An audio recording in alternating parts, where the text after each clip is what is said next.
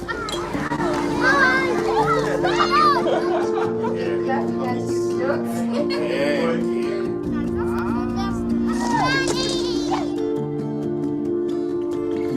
birthday to How are you? Fine. What are you doing here? Candace, what's that? I brought you a small bonus. Bonus for what? Daddy said you helped us get a house, a car, and mommy's business. But I only helped them get the loans. You did more than that.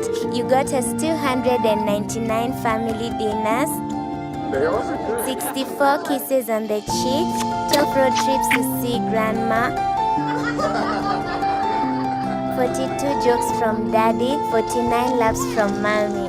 In over 60 years of dealing with numbers, we've learned that the numbers that matter the most to you are the ones that matter the most to us. NCBA Bank. Go for it.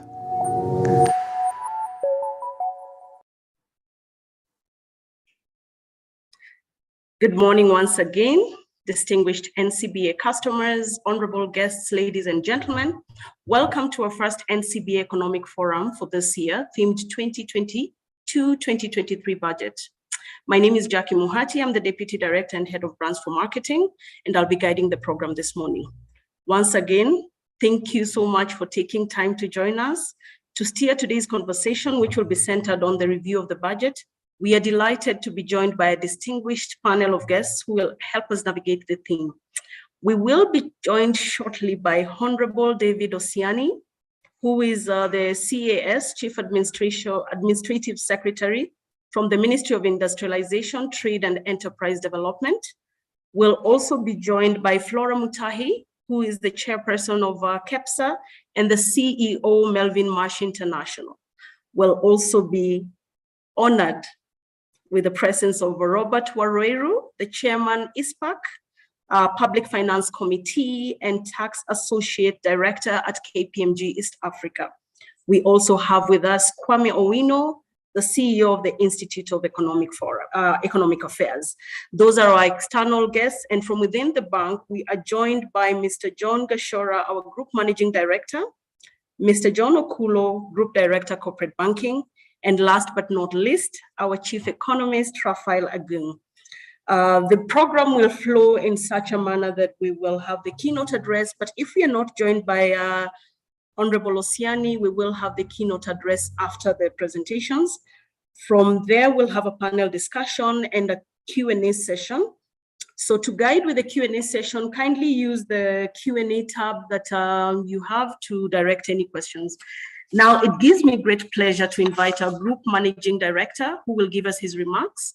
And thereafter, dependent on whether Honorable Osiani has joined us or not, we will go into the panel discussion. Mr. John Gashora, welcome. Thank you, Jackie, and good morning, everyone. Distinguished guests, our speakers today, and I want to recognize, even as they arrive, Honorable David Osiani, Chief Administrative Secretary, Ministry of Industrialization, Trade and Enterprise Development, Ms. Flora Mutahi, my chairperson at Kenya Private Sector Alliance, KEPSA, and also the CEO, Melvin Marsh International, Mr. Kwame Owino, our very good friend of the bank, Chief Executive Officer, Institute of Economic Affairs, Mr. Robert Waroiru, Associate Director, KPMG East Africa, all our partners on the call, our colleagues from NCBA, ladies and gentlemen, good morning again. It's always a pleasure to convene on this platform. This is our 7th economic forum as NCBA, and personally, I always look forward to our engagement here, considering how much this engagement shapes our thinking and informs the critical decisions that we all have to make in our respective businesses, as well as obviously in government policies. For those here today, you will appreciate that the economic and business landscape continues to evolve rather fluidly, presenting us with extraordinary uncertainties and challenges at the household, business, and at the sovereign level. Navigating these fast evolving uncertainties and new mutations in operating environment undoubtedly requires thought, reflection, and ever closer deliberations. Accordingly, and by design, This forum is our primary thought leadership platform, meant to facilitate insightful conversations between the private sector, civil society, or rather among the private sector, civil society, policy practitioners, and public sector, and obviously ourselves as NCBA. The forum is one of the vessels through which we provide constant feedback to government as we collectively craft smarter policies for our shared prosperity. Today's forum is themed Budget 2022-2023, Priorities for Economic Recovery. As we are all aware, the Cabinet Secretary, as mandated by the Public Finance Act of 2015, presented the budget highlight statement to the National Assembly on Thursday last week, outlining the government's financial priorities for the next fiscal year, that's 2022-2023. Although we have historically witnessed the reading of the budget statement around the month of June, this year's budget calendar was brought forward in order to facilitate a smooth transition with the scheduled general elections in August. Given the centrality of fiscal policy in the conduct of macroeconomic management, the conclusion of the fiscal year 2022-2023 budget gives us an opportunity to share thoughts and insights on any likely changes and evolution to our operating environment as business. The budget this year is particularly crucial. First, given that it's a transition budget and will be expected to answer to some of the policy stability concerns that are typical of political transitions and their related risks. Second, and more importantly, is the fact that this budget has been tabled against the backdrop of heightened uncertainty, both locally and externally, which continue to present difficult policy choices for the sovereign and indeed for business. Whilst the economy has demonstrated remarkable resilience, rebounding from the COVID-induced shocks to grow by 7.6% in 2021, domestic and external shocks continue to threaten economic recovery. These risks include prolonged supply chain shocks, climate change, and most recently, the effects of the geopolitical confrontation in Ukraine that has resulted in an unprecedented surge in food, fertilizer, and fuel prices. In concert, these risks have resulted into elevated inflation in the OECD countries, only witnessed in the 1970s. This has necessitated a recalibration of monetary policy in the developed world and the related deterioration of risk appeal for frontier market countries such as ours. Locally, the effect has been subdued, fortunately, with inflation remaining controlled at 5.6%, which is within the MPC target of 2.5% to 7.5%. Given the narrow fiscal space, the resultant tighter external environment has emerged as a significant threat to the country's fiscal plans. Diminished access to international capital markets could complicate the financing of the proposed deficit of 862 billion Kenyan shillings. Additionally, continued shocks to business and consumer spending has the potential to hamper the much-needed government revenues. Granted that some expenditure priorities remain necessities, the implication of these constraints point to an over-reliance on the domestic market, with the resultant risk of crowding out the private sector at a time when the private sector, especially the macro and small enterprises, is being relied on to drive the country's economic recovery and strategy.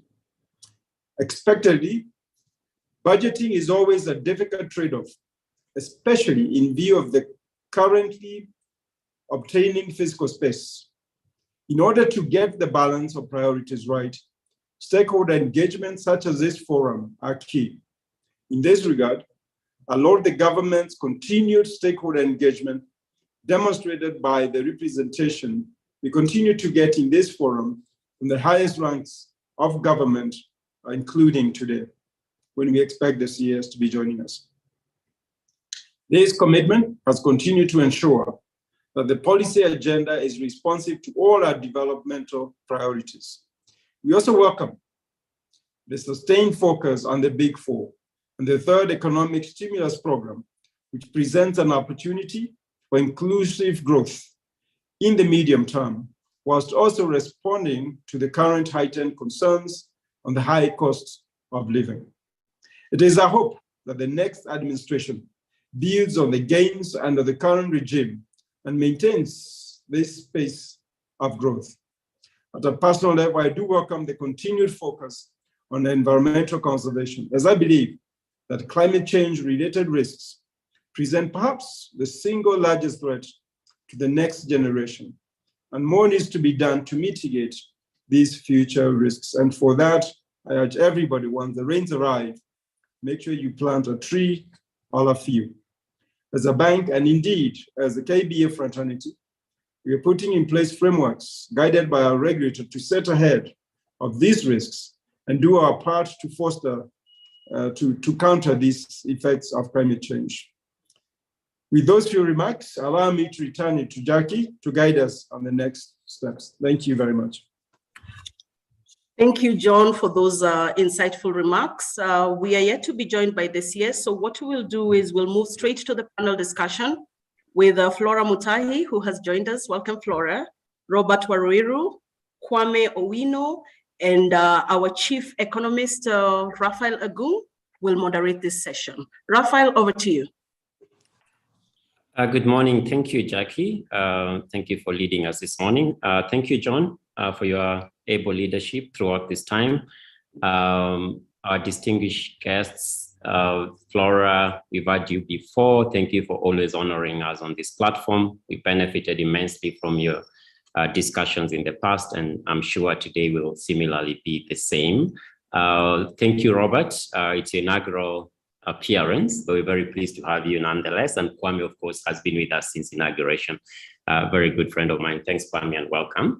Of course, we do expect the CAS. Up to last night, we expected, he did confirm that he will be making some remarks. He actually promised quite a detailed presentation with regards to what's happening at the Ministry of Industrialization. So I hope that if schedule allows, he will still join us. What I will do now is to try and preface this panel discussion and guide our views or our insights regarding the 2022-2023 budget. Of course, I'm cognizant of the fact that the budget was read, the budget statement was read on Thursday. So a lot of you throughout the weekend and in the media have reacted to the content or interacted to the content of the budget to this point. So a lot of it is information that you already have. What I really do hope that our panel can distill, however, is the implications of what this huge fiscal statement means for us. And cast of panelists is pretty able to get us to do just that.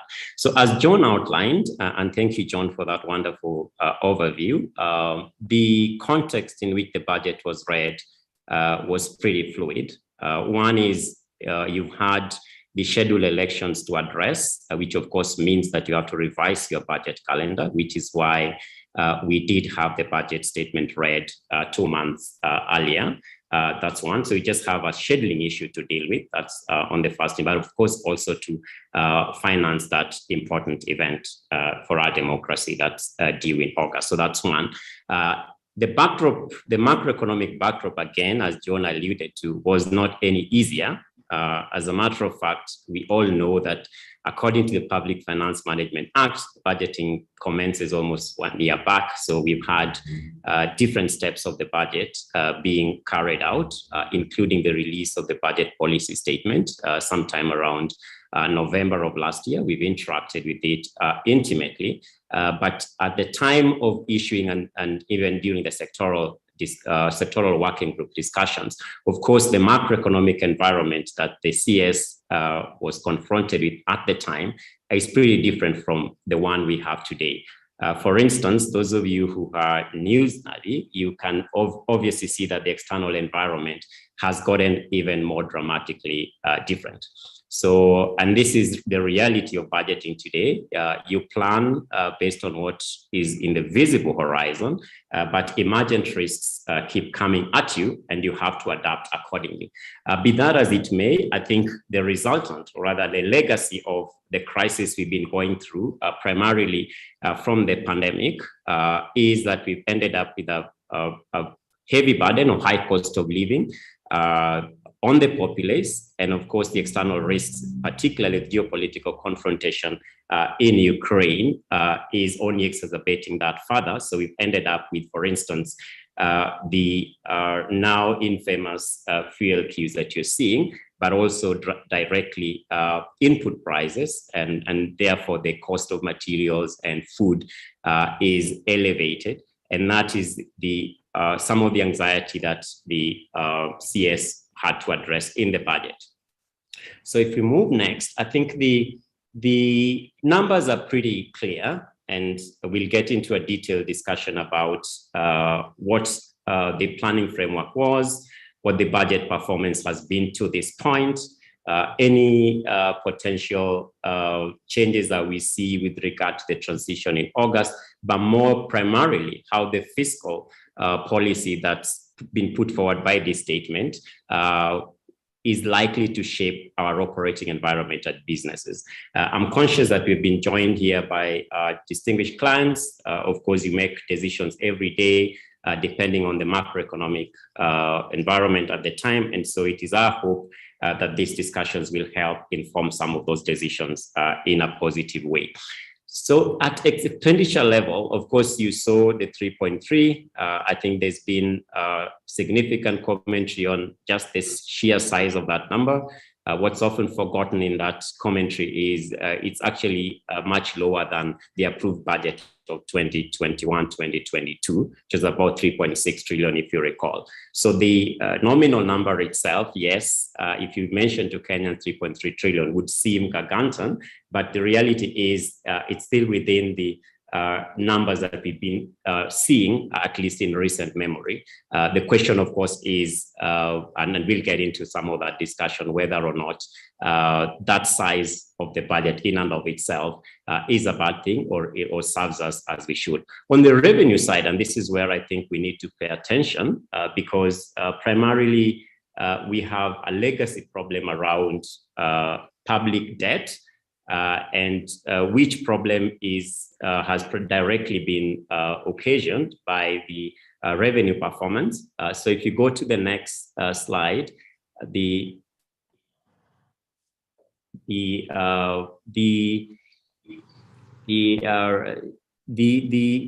expenditure priorities throughout, say from 2013 to date, has been on the big four, and that's largely infrastructure led. And the infrastructure expenditure, even on this 2022-2023 budget, remains elevated. But if you take the allocation for this fiscal year, which is 146 billion additional on big four priorities, the reality is that the revenue performance, which is the point I was making earlier, has come out about 90% throughout the period. Yes, in 2021-2022, just given the rebound and the return of economic activity, we are seeing at least early indication of a very good performance there too. So as at the January numbers that were released, including by the controller of budget, we see that the reported number is nominally ahead. And so we expect that for the full fiscal year, that anticipated revenue mobilization initiative will come through as budgeted. Now, of course, the upshot of it has been elevated debt levels, raising significant debt sustainability concerns, but more importantly, is the debt servicing burden on consolidated fund services. If you look at the chart, that shows you movement of our debt servicing costs from 2013 to date. It's what has been, of course, beaten to death. We agree that that remains a key Achilles heel for the budget framework going forward. But there are also positive points to note. So for instance, we've seen in the rebased numbers, the economy has grown has grown impressively. So if you look at the current year, whether you put at 12 trillion or 13 trillion, I know there's a debate about that based on that real GDP numbers. Reality is our economy has also grown similarly. So the question then is, as we plan forward, or as we budget for the next fiscal year, and of course in the medium term, what is the appropriate priority for policy framework for us to pursue as a polity? And it's indeed my hope that our panelists will help us get into that.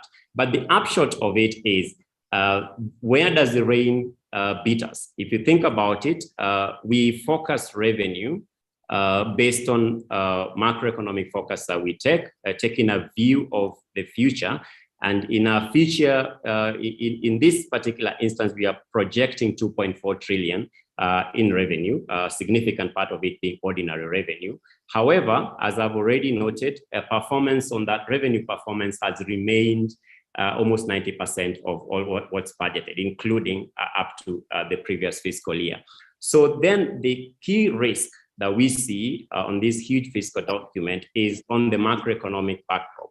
And if you think about it, if you look on my right, the economy is obviously faced with significant uncertainties, be it high commodity prices arising out of the geopolitical confrontation that I already spoke about, climate change risks impacting our agriculture directly, and that's still key to our economic performance, considering just the sheer size of agriculture to our growth numbers at 22%.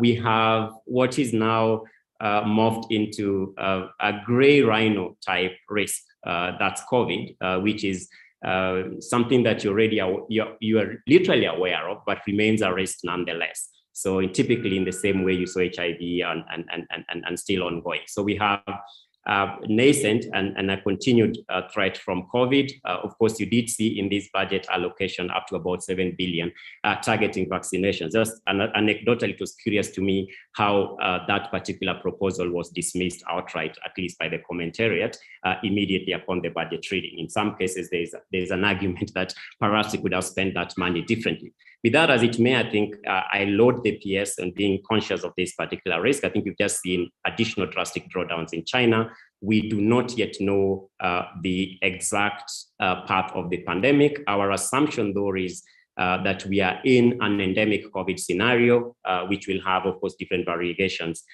depending on how things move out. But that remains a risk to our macroeconomic outlook.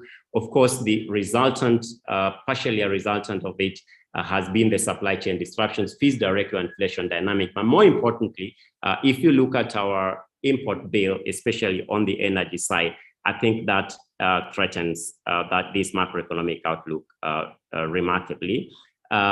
So the CSs are assuming a 6% growth for 2022. Of course, that growth number is primarily what's going to drive the revenue expectations that are projected. They are 2.4.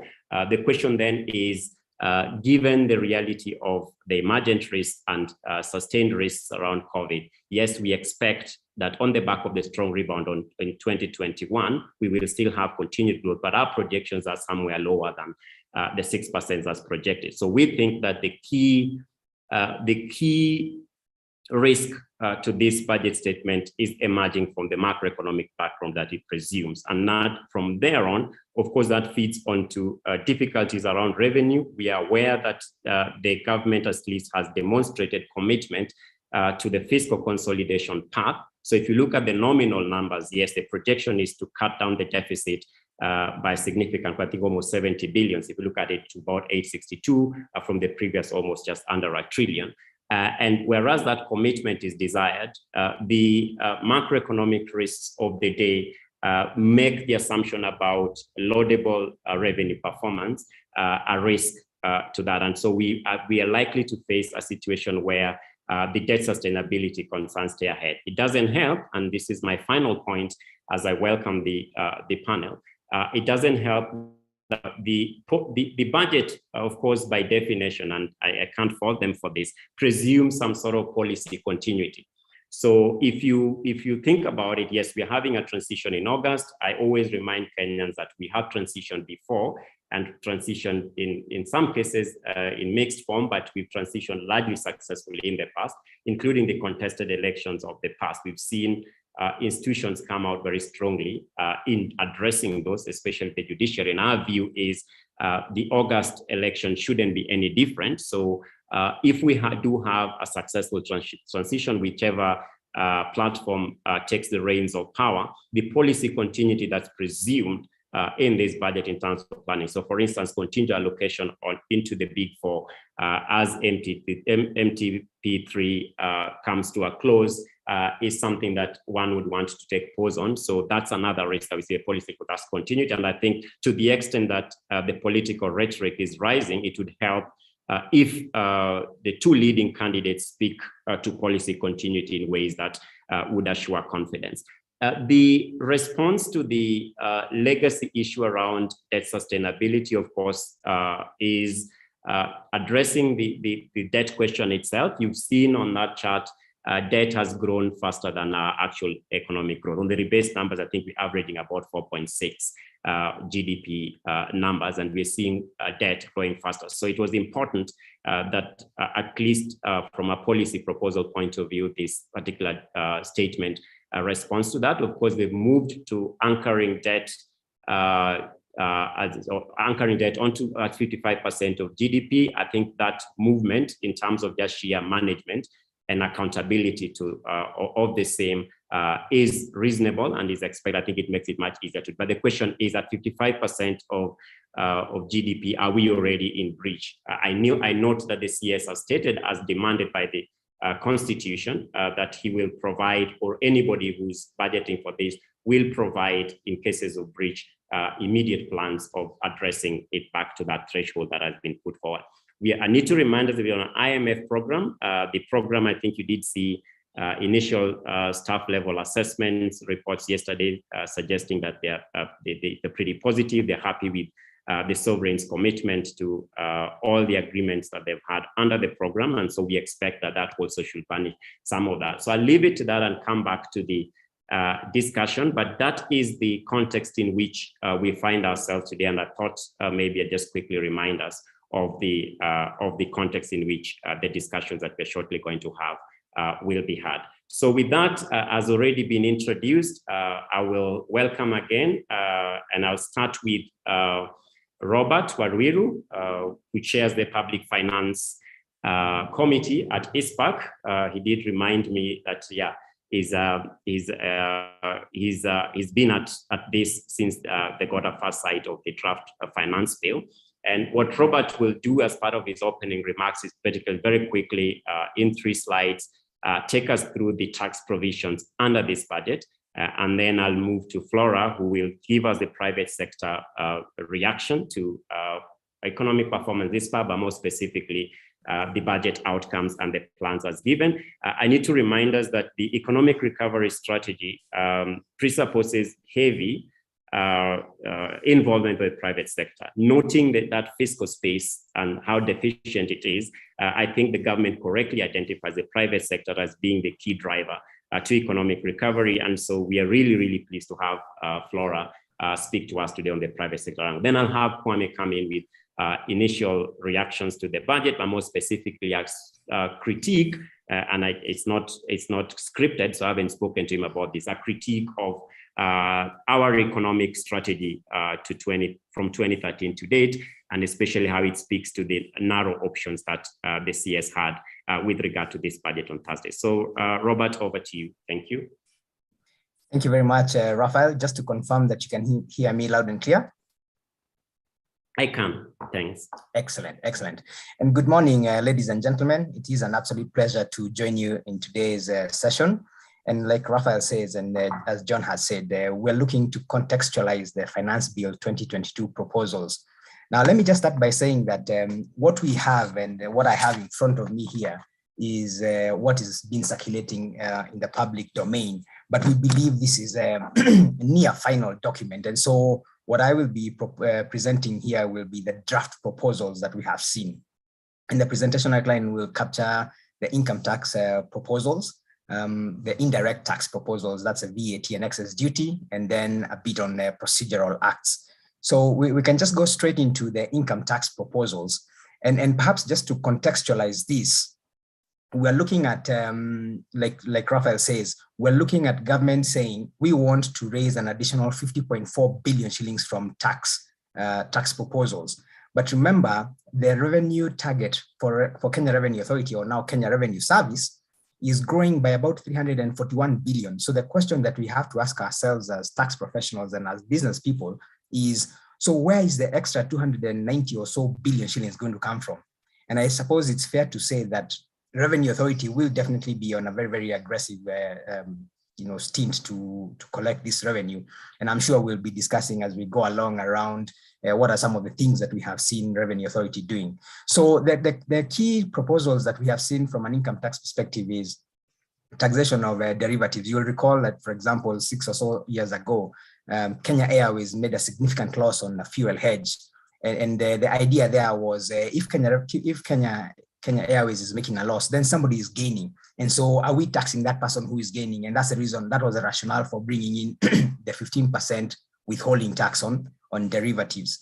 Then the second one, which may be of importance to some of us here, is the employee share option plans, ESOPs.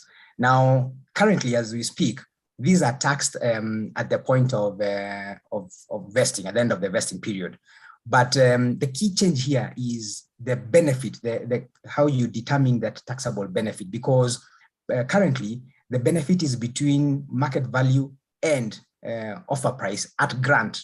But the proposal now is to frame that benefit at the point of exercise, which means the grant price will definitely be significantly lower than the exercise price, because presumably the share price has appreciated. So we can see Revenue Authority trying to participate in that additional gain in terms of the employee share option plans.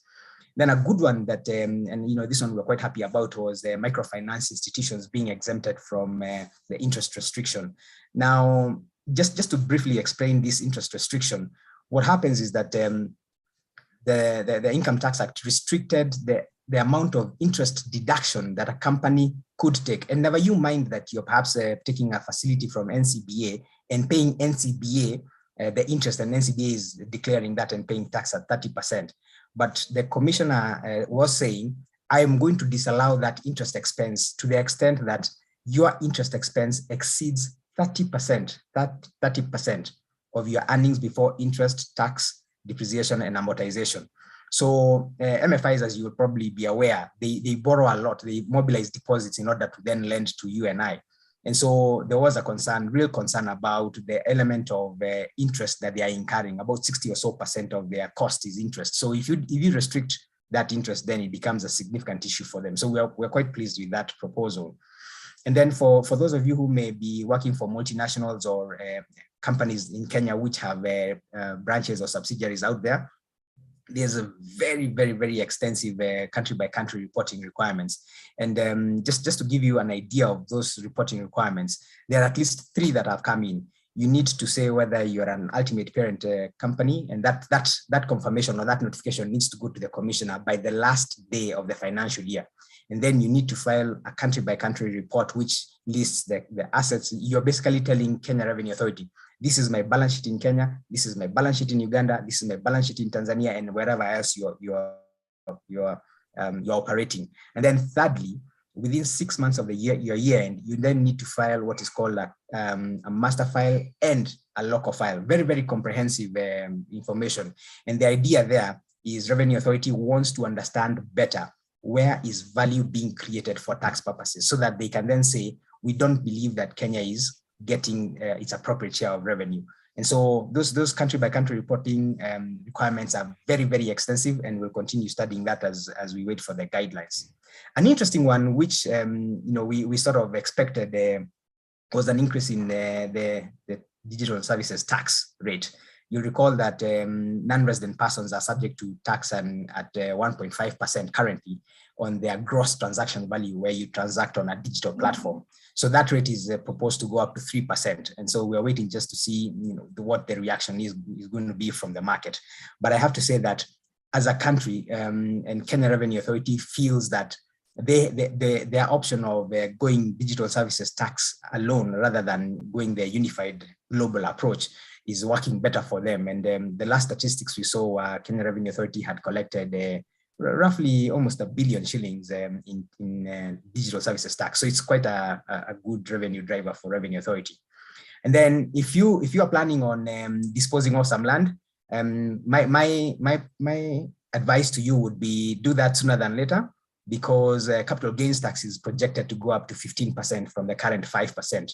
And we've seen this as a move to try and align Kenya's capital gains tax to the regional rate, which is between 20 and 30%, depending on what you're talking about. So that'll be a big hit for anybody who has got a capital gain transaction come 1st January 2023. So if we move on to the VAT and excess duty proposals, and this is, I'm quite happy to hear that the CAS will be addressing us on these issues, because from an industrialization perspective, some of those proposals are very, very good. Now, the first one, and this was really in response to the ruling, the High Court ruling in the Highlands case. You may recall that in the Highlands case, Highlands filed a return, VAT returns, as old as 5 years ago. And what they said is that the law permits me to claim my input VAT for that long ago, provided I am filing that return that is, more than 6 months ago. And so the KRA disagreed with that, but the High Court actually said, no, there's nothing that stops a taxpayer from filing a VAT return, which is a year old, and claiming the input VAT, provided that input VAT is within 6 months of the filing of that return. And so just to clean up that space, Revenue Authority has clarified now, it doesn't matter whether you have not filed a return for more than 6 months ago, or you're filing an amended return for more than 6 months ago, you cannot claim the input VAT. So that was just a cleanup. And then a good one was the exemption of VAT on locally manufactured passenger vehicles. And the caveat there is that these vehicles must have at least 30% of their value from parts that are designed and manufactured in Kenya. So it's just not enough to design them. You've got to design and manufacture them in Kenya for that VAT exemption to kick in. But supposing it does kick in, then suddenly a good one for our transport sector. I just hope that they can extend that exemption to commercial vehicles as well. And then we had the much publicized importation of fertilized eggs. And this one I have to clarify that they are bad eggs, not just any eggs. So bad eggs which are imported and they're fertilized, those ones are exempt from excess duty as well. Similarly, locally manufactured passenger vehicles and neutral spirit for use by pharmaceutical manufacturers are exempt from excess duty. Now, how is the KRA going to collect more revenue? So there are certain new things that have come into the excess duty bracket, and the first one is ice cream, which will be at 15%. And then if you're advertising for alcoholic beverages and betting, then that advertising will be subject to 15% VAT. And that's the reason why the radio stations and the TV stations will now have to register for excess duty come July 2022.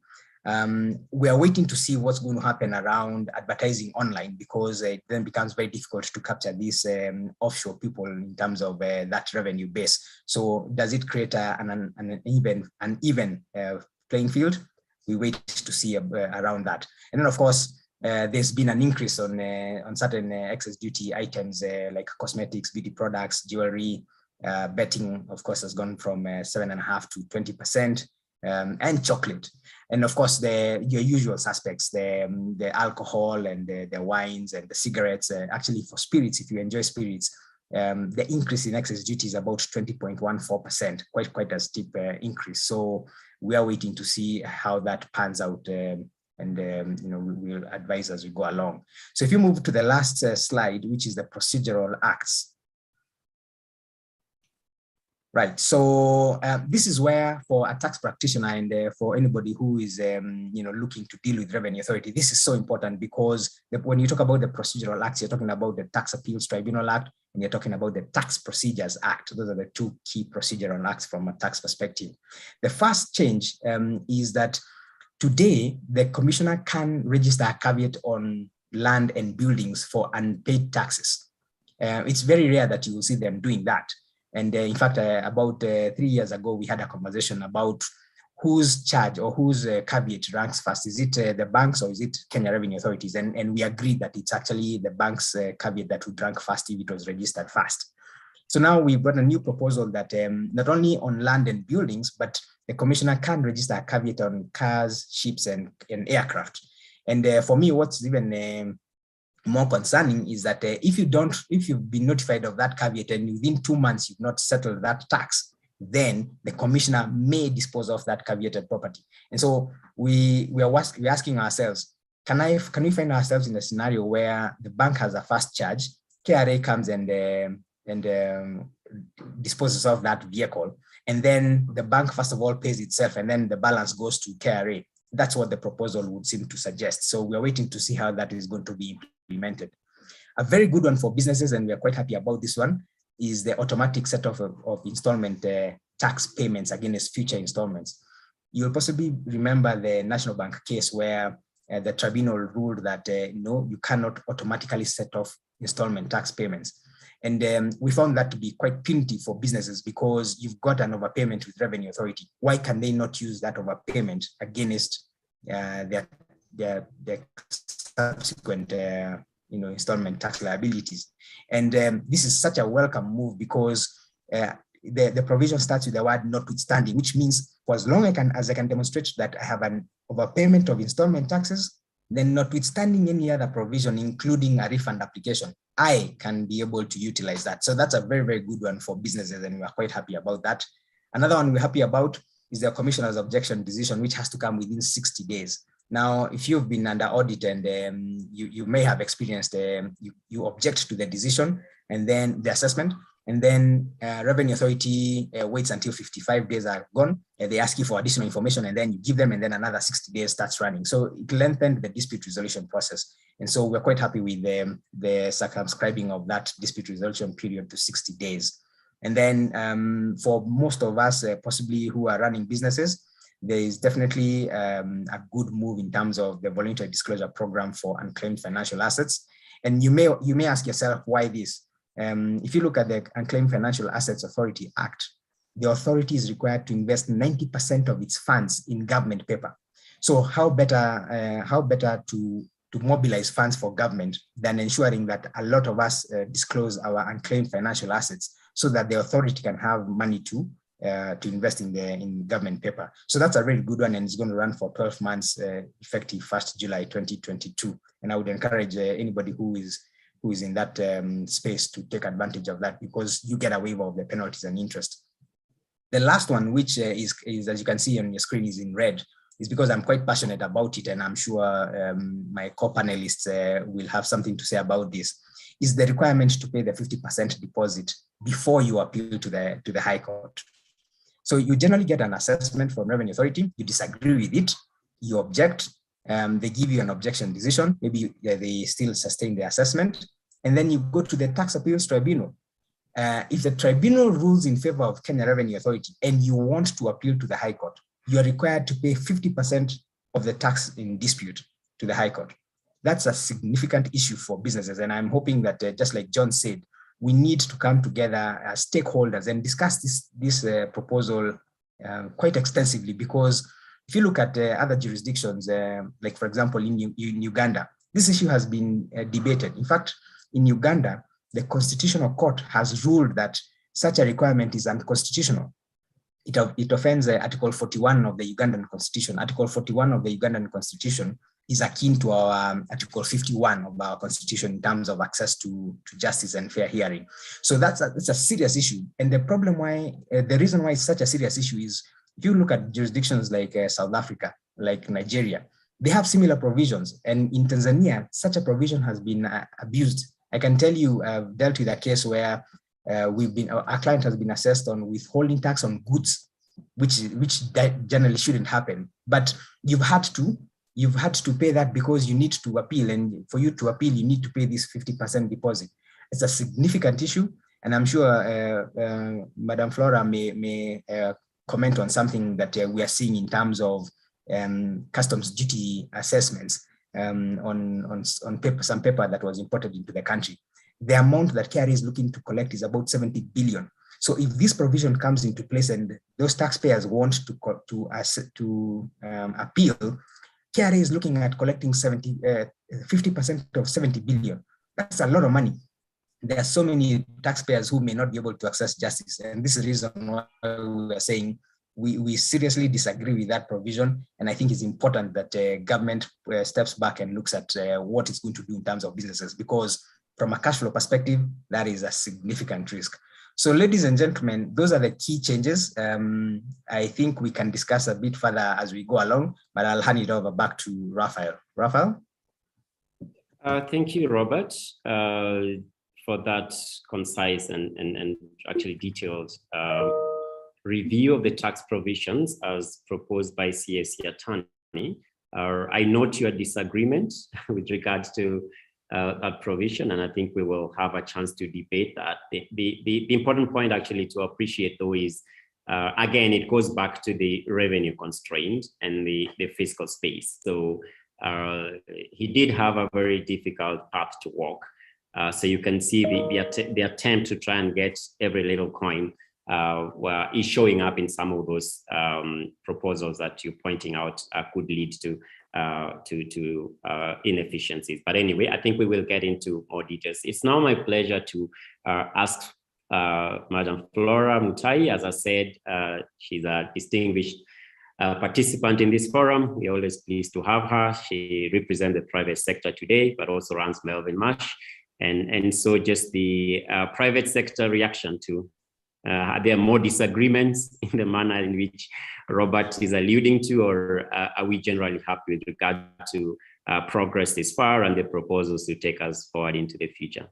Flora, over to you. All right, thank you very much. And thank you once again for inviting me yet again to another economic panel. It always forces me to really interact with the budget when it is being read. So like you mentioned correctly, the private sector is obviously the key driver to the economy. And one of the things I think we must, we are saying, last year we grew by 3.5 against a backdrop of 0.2 previously. And this year they're expecting a growth of 6.2 it was mentioned. Again, remember being a transition year. So I think the biggest risk we are seeing is that ambitious revenue collection at a time when companies are really trying to recover from the COVID, and then also, like we mentioned here, the geopolitical, the Ukraine, it is really starting to affect the supply chain. We're having a lot of, delays. We are an agricultural-based country. When you start looking at our inputs, the fertilizers and everything, oil, fuel, look at what's happening right now. We are still queuing. Up to this morning, 6:30, somebody was telling me that the roads were blocked again, we are queuing. So all these are going to raise our cost of doing business, cost of living. So that is one of the areas that we are seeing a key risk around the collection. I think the other one that we would say around is basically, we noticed it sort of, let me put it in a couple of buckets. First of all, we noticed this budget was around tackling tax evasions. And it's the one where he mentioned the companies have got to show how much profit they've kept. If in your EPZ or an SEZ, or you have a business in another country, you've got to come and show KRA what profits you're making in those countries. This is going a little bit against promoting investments in the country. So it will be interesting to see what requirements they will require. But I can assure you companies will be a little reluctant to sort of say, in Dubai, you're making this, and to really share your profit your balance sheet. You're already sharing it with the Kenya government. Why do they need to know basically what else is going on? Another key area that we saw was this one of KRA, the one about the refund. If you've made previously, if you wanted a refund, you had an automatic voucher. But today, they're saying you have to apply it within 5 years, of which they'll do an audit. However, for them, they can go back for 5 years. But for me, I can't claim my refunds within a five year. So that is also another area that we are finding a little unfair and not very favorable for the private sector. Another one, another bucket I would sort of say is these hidden costs. capital gains tax moving from 5 to 15%. You know, it is high, and especially if they do not allow indexation. So if I had a property that I inherited or I got, 15 years ago, and Kenyans invest in especially property. But any capital gain, 15% is not a small number, especially when you're trying to spur growth and sort of to drive the economy. What will people start doing? We start hiding our profits. Will we start doing, I think this one is going to be quite a difficult one, especially, like I said, without the indexation. The other one is, again, I would call it something that is not in line with what we are promoting. The digital economy is one, it moves, it drives innovation, it drives the economy. And Africa, we've been able to begin to start leapfrogging our growth. We don't have to go through the big industrial revolution that other countries have been going through. So digitization is a big area for us. And I do know last year it grew by 23%. And now there's this tax moving it from 1.5 to 3% for digital tax services. Another area that not so brilliant. And I think my other bucket is about administrative efficiency. Every year we are moving from this to that. We are moving our taxes. We are coming for the chocolates. We are coming now for the, for the advertising. Like you mentioned, they have a big revenue target. They will look wherever they have to look. But this makes it very difficult for businesses to actually basically be predictable. And a predictable environment is important when we are doing our budgeting, when we are doing our planning, and most importantly, when we are doing our investments. Because remember, for foreign countries, when they are looking to invest, Kenya is just another country on the map.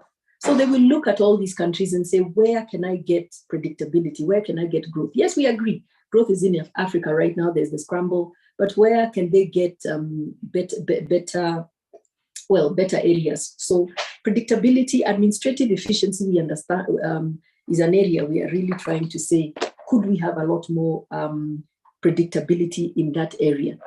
Of course, in that same token, the 50%, when I have a dispute, I have to put up 50%. We are also seeing a way that KRA could actually exaggerate your claim so that, you first have to lay the 50% before they come for you. Or do you have the 50%? So it can go two ways. I think it's a very dangerous clause they've put there. And according to the Kenyan constitution, we're about to be protecting our rights. So if somebody can sit in Times Tower and really say, this company, we are giving you this, and put 50% before we have a conversation, I really think that is not necessarily the way to go. So I think I could stop there. There's a little bit, there's a little bit more. I could say it is good to see the spur of the money they've put in the Big Four. Interesting that it's been there for 4 years, but it has come again to reboost it and see us really continue. We hope the incoming government will continue with the Big Four so that we are able to see, especially the growth. There have been some wins, like has been mentioned, the manufacturing, the local manufacturing of cars. Let me not repeat what was mentioned by my previous speaker, but generally I would like to say that has been really the reaction. We are a little bit around risk, a little bit around fairness, a little bit around predictability. Thank you. Thank you so much, Flora. I think that listening to you and just listening to the Mwananchi response as well, immediately the budget was read. I have to say it's ricocheting quite a bit in the sense that there's an understanding of the difficult balance the government has to wade through, but also there are concerns around, for instance, I like the point you raised about administrative efficiency. And I was going to go back to Robert, who's our tax specialist on the panel. One of the challenges is and this is coming out of reading the tax expenditure report, it's just how do we deal with our tax administration and revenue mobilization strategy in the medium term. So and it's obvious to me that part of the problem is actually administration efficiency already. So to layer on potential inefficiency would almost be shooting ourselves in the foot. And I think I couldn't agree with you more. But I'll hold those thoughts. I think you've really provoked a lot of talking points for me. So I promise you I'm coming back.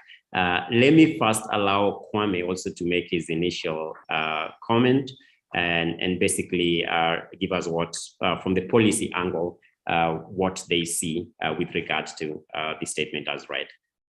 Thanks, Kwame. All right, and good morning, everyone, and thanks for the invite to be here today, and thanks to my co-panelists who laid out quite a bit, makes my work much easier. So I'll just talk about 4 points quickly. I think the first one is, yes, as Raphael asked, how many options did the Cabinet Secretary have, given the domestic conditions, but also the legacy of the fiscal decisions that have been made prior to today. And I think there's one thing that's been stated quite often, which is fiscal consolidation. And I agree with Raphael's statement earlier that you could approach fiscal consolidation from both sides. One, either increasing revenues and ensuring that revenues increase very quickly, and then in the hope that you close the gap, or by cutting expenditure, something that's very difficult for government, often because it's also a very politically fraught choice. And while the mention has always been on fiscal consolidation, I think if you look at all things on the balance, it appears as if one of the compromises, or rather what the Treasury decided, the executive branch of government decided, is as much as possible to close fiscal the tax gaps and try to do that. I think that's extremely difficult, and I think that kind of choice is coming to a very tough end, in the sense that regardless of what we think, I mean, I've always asked myself, how much more taxes can be squeezed out of this lemon or this orange? And it's clear to me that the tricks that we are seeing every now and again, cutting and snipping on the edges, is actually a reflection that perhaps we're on the wrong side of the Laffer curve, if you look at it. So fiscal consolidation, while necessary, I think it needs more creativity than we've seen, because the idea that you simply bring in new taxes here and there is coming to its very limits. So that's the first part. I also think that the revenue target that has been established, again, all factors considered, and of course last year's growth, and there's a belief that we're coming off a low base, so growth will be high.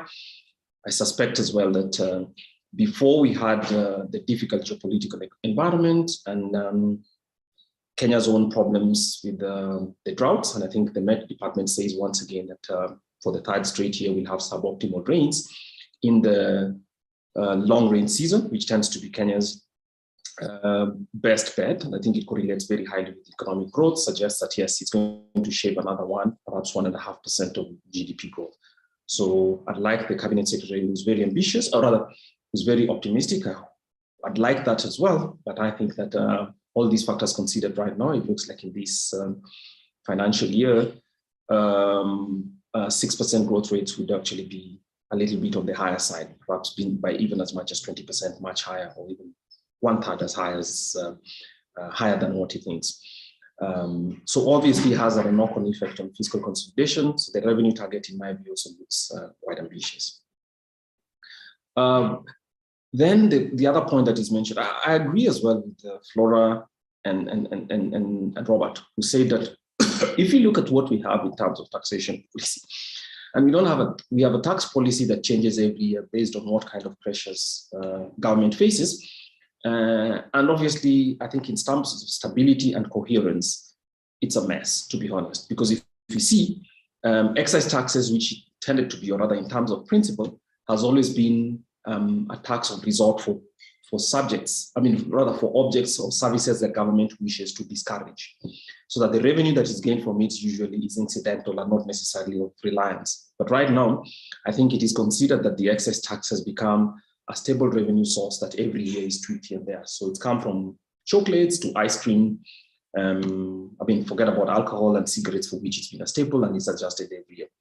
And in my view, it suggests something that actually a missed chance that the Cabinet Secretary let go of, which is for 3 consecutive years he's promised Parliament, or rather has given the promise that there'll be a national taxation policy, which in our view at the Institute of Economic Affairs is long overdue, partly because it will provide coherence, one, for what tax applies where, but also provides an opportunity for the stabilization of taxes. As Flora mentioned, if you're going to be shifting taxes every day, or rather every year, to be honest, then it's a very difficult business environment and a planning environment for compliance by businesses generally. So of course, maybe, I mean, to be cynical, that makes a lot of money for tax consultants. But what it does to the business terrain is one that's actually extremely, extremely uncertain. And that uncertainty helps nobody, completely helps nobody. I'll come now to the two final points. One is on budget flexibility. Now, I think the one positive thing that you take from this is, and whether that gap will be closed or not is one to watch. But one of the things that's happened is that the Cabinet Secretary has given the numbers, based on the numbers at least, that the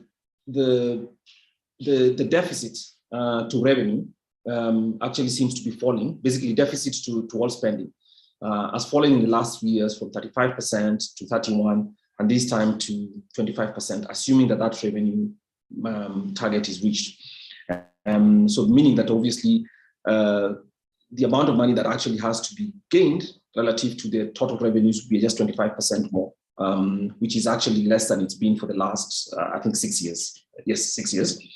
And that's a good thing. But that trajectory is itself very sensitive to those very ambitious targets being reached. So obviously, that's one point to watch. So if anything should go, another shock should come in, then obviously there'll be significant revisions for that.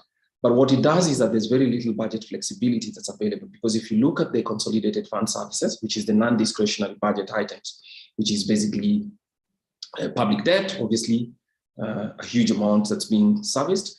Public debt on one side, we have the fastest growing item actually in the budget. It's not even just public debt, but it is followed by the pensions of retired public service workers. If you think about it, that there's been this pussyfooting around establishing the contributory pension scheme, then obviously that's another fiscal risk to the overall budget and its flexibility, because 92 billion this year. Our assessment is that it's probably closer to 100 billion, and in the next 10 years or so, it'll be quite a significant part of all public spending because of the number of people who are expected to retire. So those are all those risks, all of them dependent on revenue growing faster than growth. And therefore, this budget is covered by the idea that, yes, maintaining a growth path is important. And that's why we come back to the fact that, look, raising tax rates is perhaps not the optimal strategy if you're thinking beyond 1 year.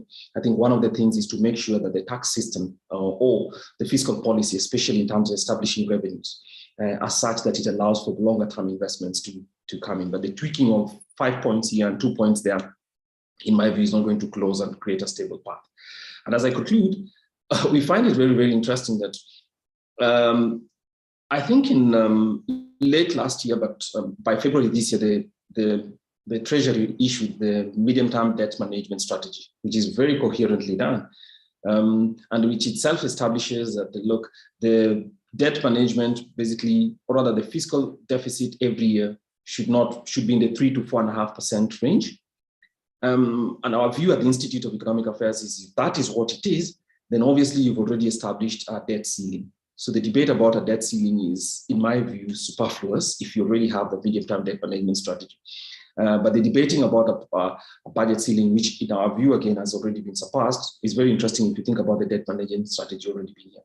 So Raphael, as you said, all these factors tell you that, yes, there's certain factors pushing in the good direction and others out here. So whoever it is, whatever the resolution of the political contest is in August, it suggests that whoever comes in, we need to have a far much keener eye on managing the fiscal affairs, but more importantly, to close that gap and ensure that public finances are stable over the immediate term, but also in the medium term.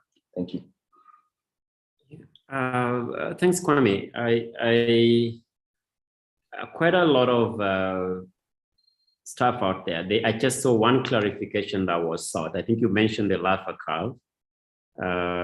If you can just clarify that, the context of your remarks before I.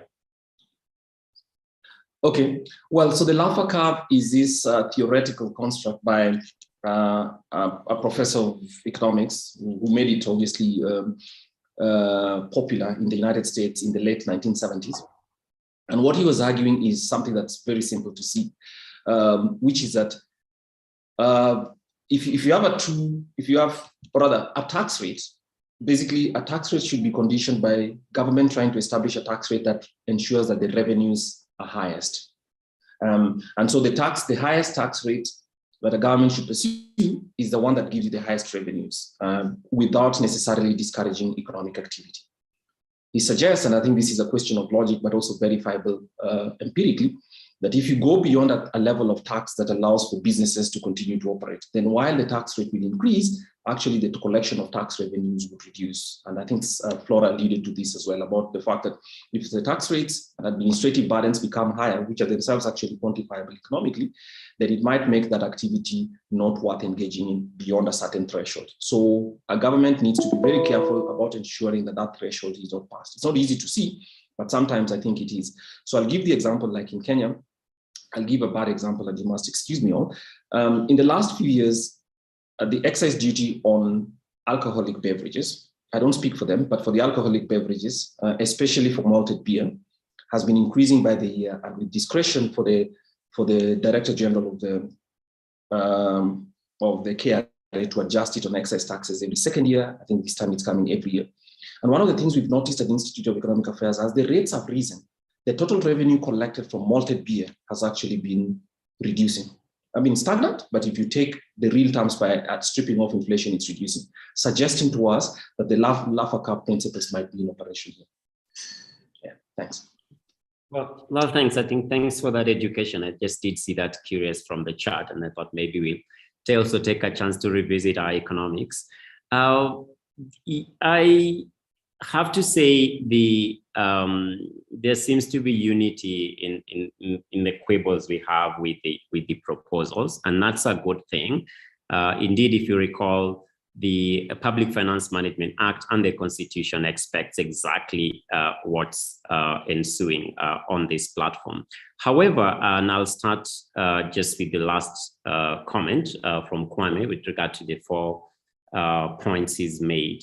So you take the reins of government in 2013 or whatever thereabout.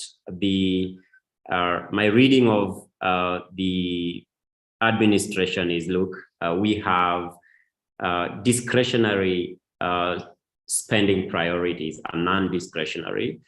If you take our development challenges at the time as a polity, the needful investments that we had to make in order to drive growth, because if I hear you right, Kwame, you're suggesting that perhaps the solution is more sustained growth rather than these shortcuts on the tax, playing on the edges, as you call them, in order to drive meaningful revenue accumulation that can then, of course, support our development path. I couldn't agree more, but the point I want to raise is if you are planning 2013, I'm trying to ask us to go back in history.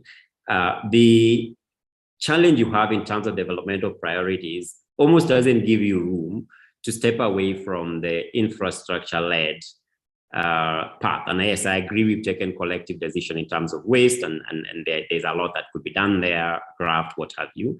But then it's made worse in the last 2 to 3 years by a raging pandemic still ongoing that forces you to spend in ways that perhaps would have wanted to consolidate differently. So if you, assuming you are to run it again, and we are discussing this in the context of business decision makers here on the call, who would want to hold the respective platforms to account in terms of the choices we make in August, what do you think would have been a different development path, if at all? And I know that's a couple of questions in there, but just very quickly. Araf, is that for me? Yes. Okay. So if you ask me to, I mean, it's difficult. These choices are never easy, but I mean, I've beaten this to death on NCBA Economic Forum, so you must forgive me. I think the 450 billion shillings that was spent on the standard gauge railway could have been spent with greater positive externalities elsewhere. So, for instance, for that same amount, I think about 3/4 of that amount, we'd have had an 800 kilometers, 6-lane highway all the way from Mombasa to the border in Malaba. That is possible. I mean, and I'm using international, we used at the IEA. So the opportunity cost of those expenditures. So it's not really that an infrastructure-led growth by itself is good or bad. It's what choices you make about which infrastructure specifically. So one of those definitely would have been much more useful. Now regarding the pandemic, I mean, I give government credit, to be honest. I did much better under very difficult and uncertain conditions than it did with many other things. And among the things it did is providing some kind of income support very directly using technology products such as M-Pesa and all that, making sure that that money reached the people that it did. And I think that is understated, but actually it helped with. On the multipliers that we have at the Institute of Economic Affairs suggest that yes, those social sector expenditures, they could have been bigger, they could have been larger, but there's just no fiscal space. Getting vaccination, I think Kenya's vaccination, buying it, whatever options that they were pursued were also very positive ones. And I think in my view, relative to any other thing that could have happened, the very quick vaccination in relative terms to the rest of the continent that the government of Kenya rolled out actually was a significant economic boost. And actually, it really had significant multipliers, and it was itself an effective stimulus too. Yeah, I hope that answers your question. Yeah, I know it's a heavy one, and yes, you reminded me that you and our group managing director John in the physical forum that we had did have a very good debate on the SGR, if I recall correctly. But yeah, the bigger point you raise on the performance in the last 2-3 years, especially given the context of the pandemic, is something that I would want to underscore. I think that the policy intention, as I read it, going back to 2017, already appreciated the necessity to consolidate. Of course, we can disagree on the character of that consolidation, as you point out. And I think that path was dramatically disrupted by the pandemic. And as you point out, I also agree that the sovereign has done reasonably well considering the context. But let me move. So on your end, it's growth as an answer, but I'd like to go back to Robert.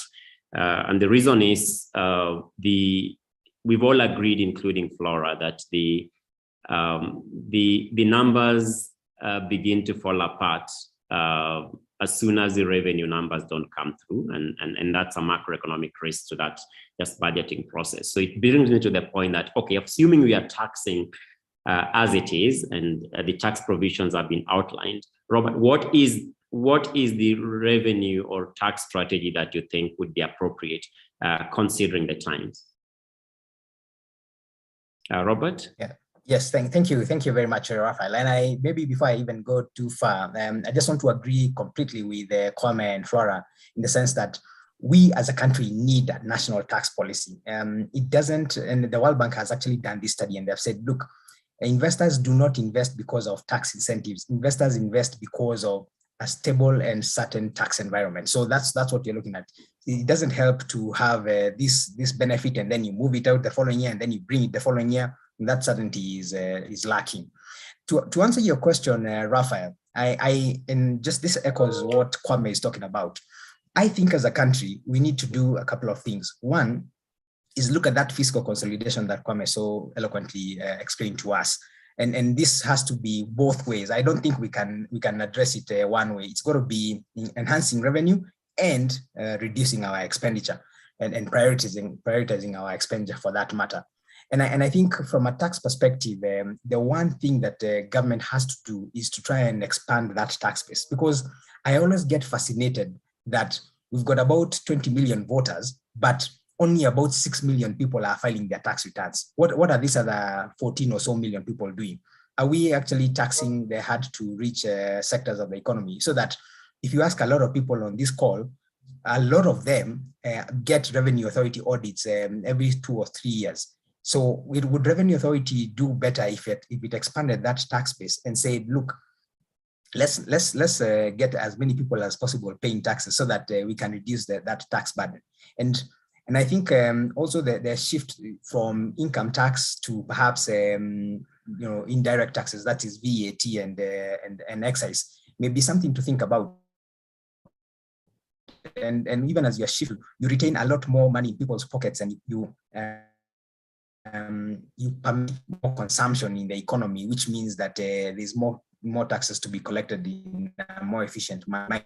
And then you can use that revenue to address certain segments of the economy or the place that require that intervention.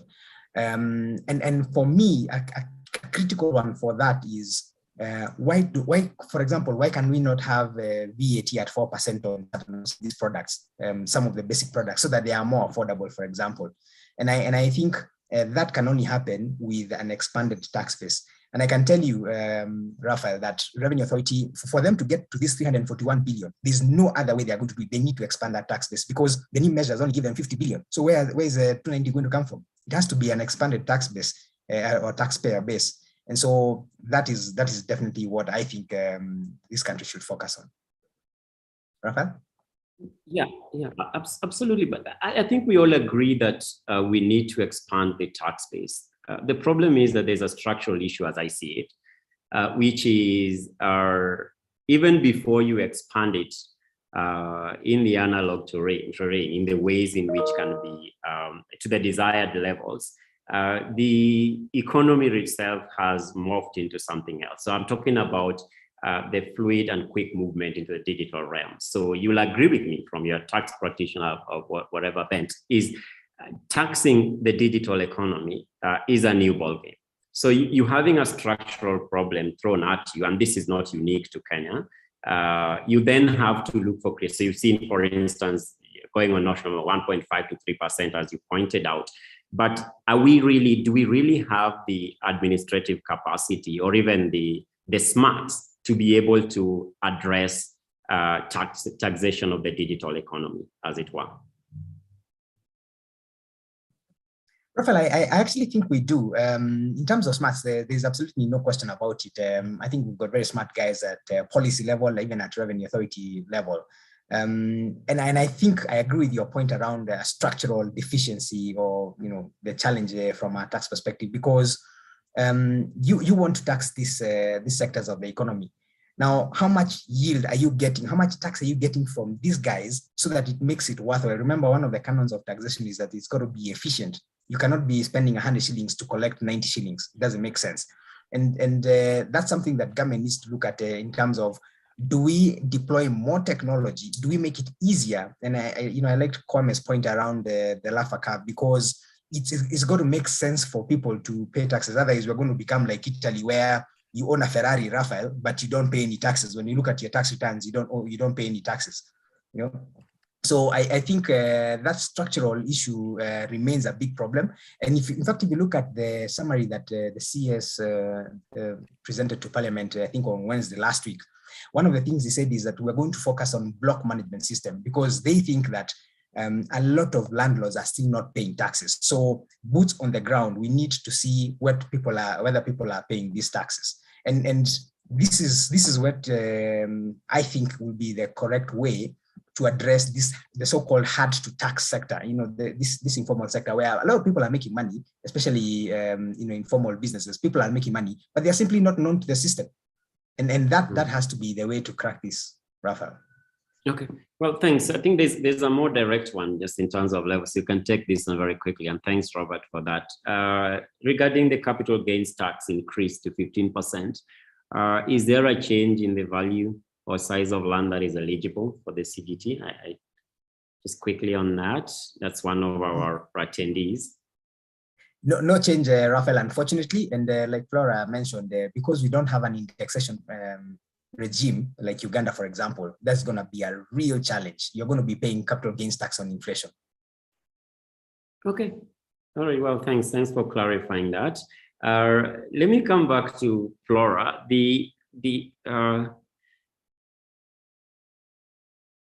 If there's any sector that we are relying on to save us, and sorry to put you on the carpet, it's the private sector. It's given the options that you see being put forward. So my question is, I know the government has worked very hard to elevate PPP frameworks as a response to the revenue challenges, and I expect that the PPP directorate, having been elevated to that level in government, is interacting directly with a lot of your members. Just any sort of update to our clients or those on call with regard to how that is going? Are you seeing positivity? What are the levels of interactions? Are we are we seeing with the PPP directorate?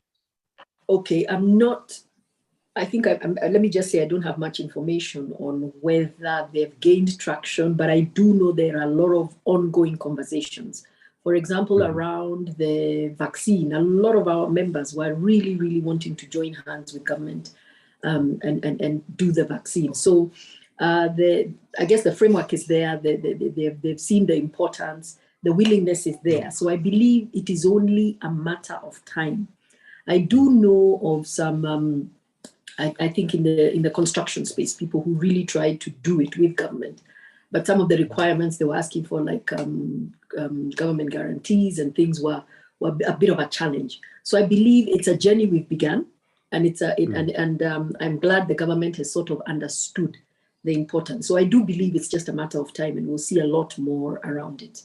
So it's more around everybody understanding their risk and getting on the pathway. Well, thanks.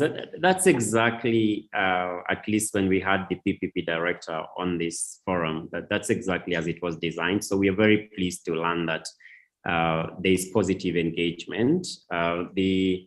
I cannot help but think that if we are to solve, because we have immediate term problems, yes, the solution that Kwame proposes, and I completely agree, is to look at a more stable and more durable growth path is the winner. But in the short term, I think we have necessary spending that will be heavily reliant on this sort of arrangements. So for instance, I mean, if we can get the PPP approach working as fast as already you're intoning it's doing, then I think it's a good thing. But just more generally, what we have a lot of business people on call. What's worrying you beyond the administrative inefficiencies and the risks on the budget itself, just in terms of as we look to the next 3 months, especially on the what's top of mind for you that our clients should watch out for? Well, just allow me around the administrative one. The other one we haven't sort of ironed out is more having a standard protocol for dealing with non-compliance of businesses and sensitizing them on the regulatory requirements. What tends to happen is they come in with this sledgehammer. So we understand the ADR is something that is beginning to work. I personally went through one the other day, and I can you hear me? Can you hear me? Yes, I can hear you. Oh, okay. You just yes, I can. Thank you, Flora. Yeah. So and they ask you for feedback. So for me, a standard protocol of dealing with them is going to be important. Another one is expediting full implementation of the parastatal task reforms. You know, if we don't deal with government expenditure, we are going to continue to be where, you know, parastatal expenditure, you know, cost of just running the executive and everything. It's going to be expensive for everybody. And it's, you know, with us in business, we always say, every so often look at our business processes. And because of digitization, just the era that we are in, a lot of them will change. But you tend to find government in its 50-something years has never tried to reform itself. So I believe that is an area that we are going to really need something. Payment. We're not paying our suppliers, we're not paying our people. If you don't pay, the money is not circulating. I know you've had this a lot, and we continue to stress the importance from county, national, and private sector has also picked up the habit, unfortunately.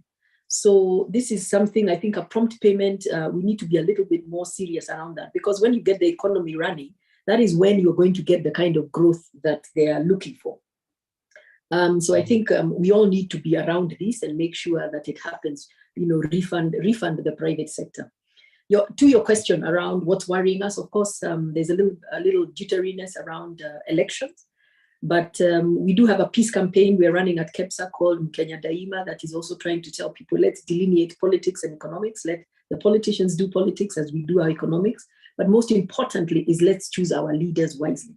If there's anything affecting us, and I know Kwame was giving us the numbers for the standard gauge railway, is corruption. Corruption is a big thing. I think there's a rumor that talks about 2 billion shillings are lost in Kenya daily.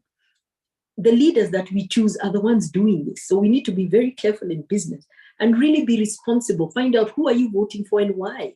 I'm not voting for you because you're my brother. I'm voting for you because your ethics, and I believe you're going to take me to the next level.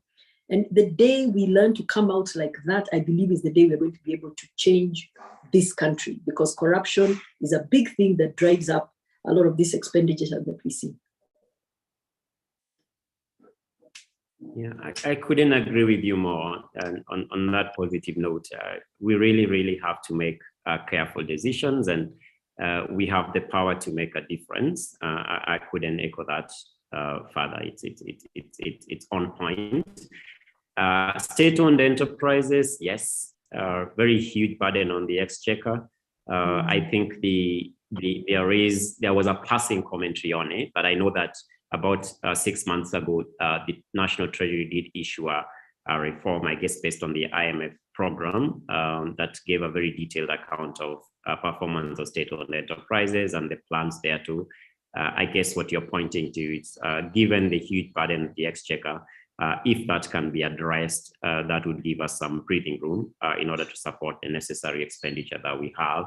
And then, of course, the 400+ billion of pending bills, that's the CS is alive to that. And I think the issue is just to get it done. I think there's an order in the statement, if I remember correctly, with the specific deadlines on when to conclude that. So thanks for that. Very good. I think I'm informed that we do have Honorable Sianyi's representative. So I'll hand back to Jackie and our Group Managing Director to perhaps bring him on board to make his comments, and then we can come back to the final raft of commentary from the panel. So Jackie, back to you and John.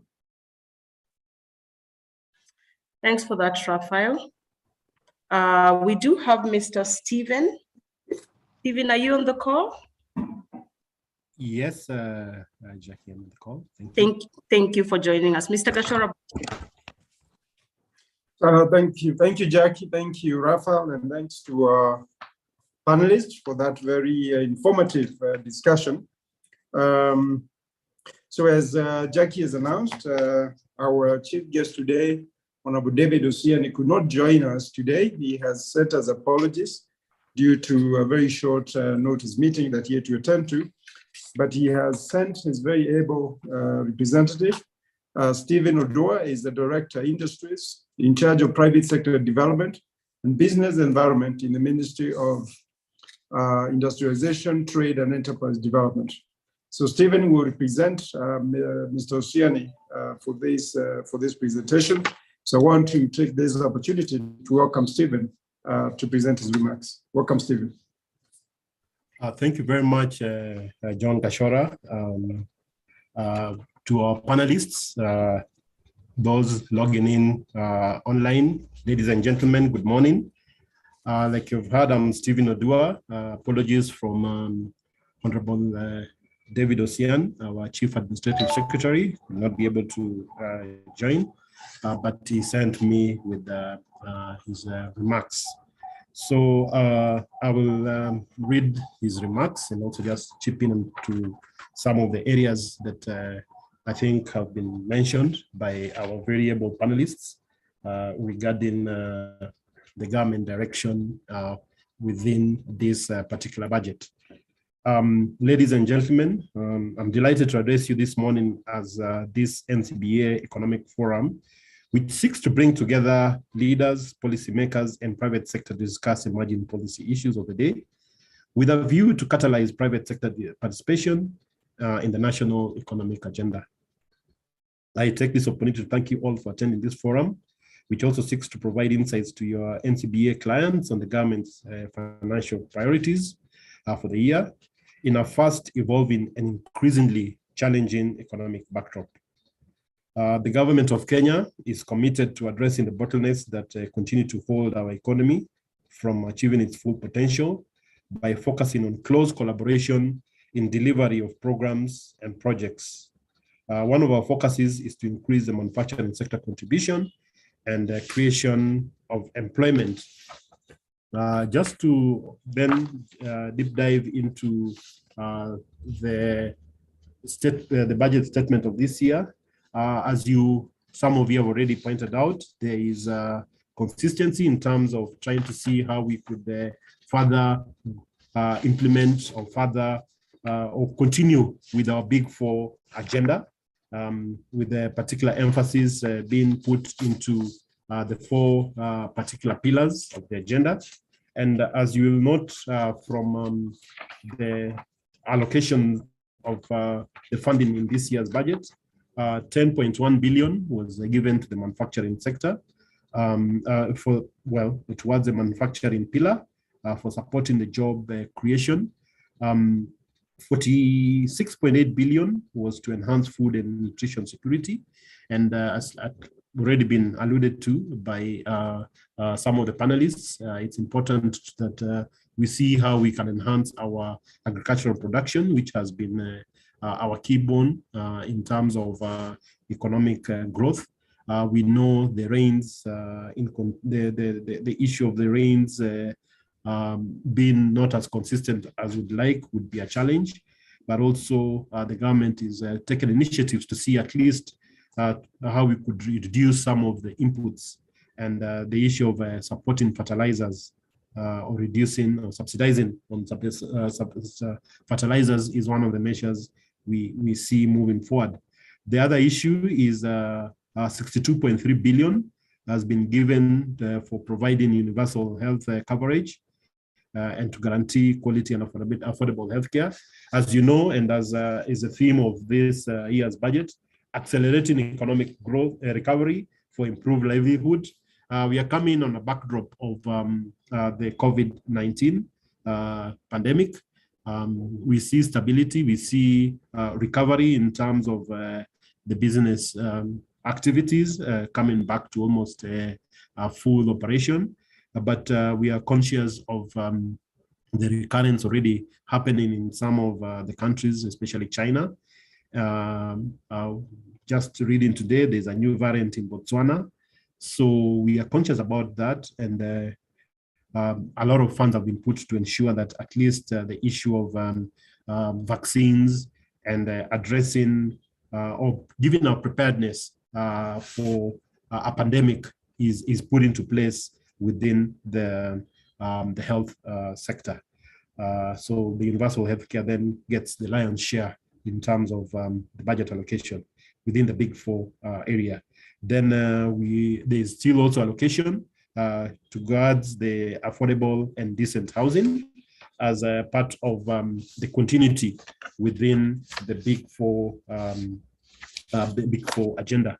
Yeah, over the last decade, Kenya's overall labor productivity in the industrial sector has grown at a slower pace relative to our East African country peers, such as Uganda and Tanzania.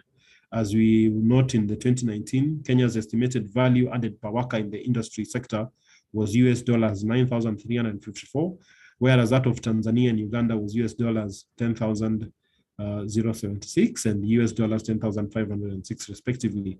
So part of what we seen or want to see in terms of the budget addressing is how we could enhance growth within the manufacturing sector in terms of job creation. The budget again has provided allocation for the special economic zones, which are already starting to take root in terms of their contribution to the economy. We think that that is one of the measures that will help us move fast in terms of growing the manufacturing sector. Again, the CS of National Treasury also provided for more funding for the credit guarantee scheme. This budget is also focusing on ensuring there's a continuity in terms of recovery within the SME sector. So the credit guarantee scheme is to try and again mitigate the costs of capital for those who would want to restart their businesses and for those who would want to grow their businesses, targeting again mainly the SMEs. There's also some funding put aside for supporting access to finance and enterprise recovery, which is funding that the government has put together with support from the World Bank. Again, within this budget, there's additional provision for finances to SMEs under the Kenya Industrial Estates, and also support to the development of both Dongokundu in Mombasa and also Naivasha, the special economic zones. Also, again, funding has been put to support the textile park in within the Athi River. As it is, we see a lot of potential foreign or potential investors coming in terms of FDI, and also a lot of interest in terms of local partners coming in to invest. A lot of the biggest challenge has been the issue of getting space or workspace to be able to start their enterprises or the industries. So the government has put aside funds, and that's a part of the continuity within the manufacturing pillar to see how that can be able to be sustained in terms of getting space for enterprises to grow. Again, within the big four, and particularly for the manufacturing pillar, a lot of efforts, as you noticed in the budget, is also to try and maintain macroeconomic stability. Of course, we see inflation recently rising because of a lot of some externalities, especially the war. But then there's efforts to try and see how we could maintain the inflation rate to be within the 5% level. Hopefully, it should be coming down again. We also want to see how the interest rates remain fairly low and stable to support the credit access, like I mentioned earlier, especially to the SMEs. There's also focus to promote a stable and competitive exchange rate. So far, it's still quite stable. It went up a bit due to the COVID challenges, but yeah, we want to see how it can be maintained and reduced. And also other aspect that will help, especially the manufacturing sector, besides the macroeconomic development stability, is the issue of the monetary policy. I know there's been a lot of discussion on the issue of the tax policy, how it can be, where the need to fast track its implementation. I think that is already had been mentioned by the CS. There is work towards that. And we think that that would then hopefully try and address some of the tax concerns that there has been. As you'll have noticed from the budget, focus was mainly to try and maintain the taxation levels. We have seen, and I think reference has been made on the digital economy, where we see that digitization actually is taking root, especially in government service provision. Indeed, part of the strategy here is how then we could also see as an area of revenue the issue of digital taxes. I know globally it's a debate that is currently alive on whether or not to tax. I think it's as a growing sector, probably the National Treasury thought that we could tap into a bit of that just to try and meet our budget deficit. But we hope that moving forward, that then also would be stabilized as is the global trend, to see how that can be reduced and see how then it can be supported as we basically move into that particular aspect. Again, there has been focus to see how we could reduce the cost of doing business, especially the electricity, reducing the cost of electricity. I think this budget was also looking at that, and the issue of additional funding brought towards improving the national grid systems, which would help in stabilizing the distribution of electricity. As much as now we are generating more than we can supply, I think the other challenge would be how is the distribution efficiencies. So that's something that the CS had put in terms of trying to address within the budget allocations for that. Again, there's also a focus on how we can go green in terms of having renewable energy, more generation of geothermal within our target of trying to also be generating to be fully renewable by the year 2030. So that's again, we saw the budget put in some allocation for that particular aspect. Again, for the manufacturing sector in particular, the issue of the enabling environment, again, focus has been put in terms of infrastructure to maintain the infrastructure development that has been ongoing. We believe that through infrastructure development, we'll be able then to generate a lot of, or provide enabling environment for business to grow. So that consistency has still been maintained, and funding put to at least either finish the ongoing projects or even come up with new ones, especially in addressing the aspects of the county, for the county roads or the rural roads, as it were, so that produce can also easily get back to the markets, as it were. So we remain committed to our country's growth and prosperity, and we will continue to work with the private sector and other key partners to ensure that this is the focal point for all our policy advocacy endeavors. Once again, thank you for your participation. Thank you. Over to you, John. Thank you very, very much, Mr. Odua, for those remarks, for representing the CAS ably for this meeting. I'll turn it over to Rafa, and maybe there are some questions that may come through that are directed at you, but Rafa will lead the next section of this engagement. Back to you, Rafa. Thank you, John, and thank you very much, Mr. Odua, for those comments from the CAS. Pretty detailed, as John has already mentioned. Yes, we do have a couple of questions for our panelists, primarily around debt. So Willie Mahumar is asking, how did we get here? Kwame, someone is inviting you to give us a brief history of our debt.